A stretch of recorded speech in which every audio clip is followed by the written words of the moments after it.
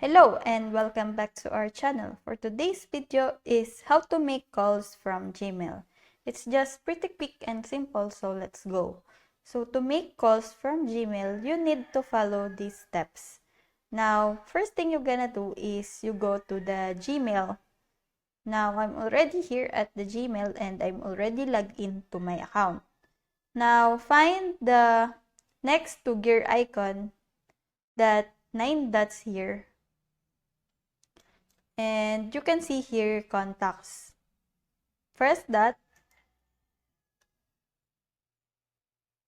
Then to make a call, just search for the person you wanted to call. For example, this. And just press this start a video call.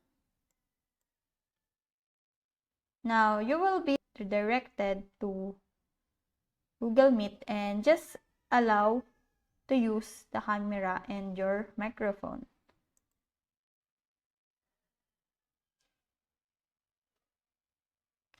So it will have an invitation link and just send an email. So it will be redirected to this call. So just leave a call if you're done with it.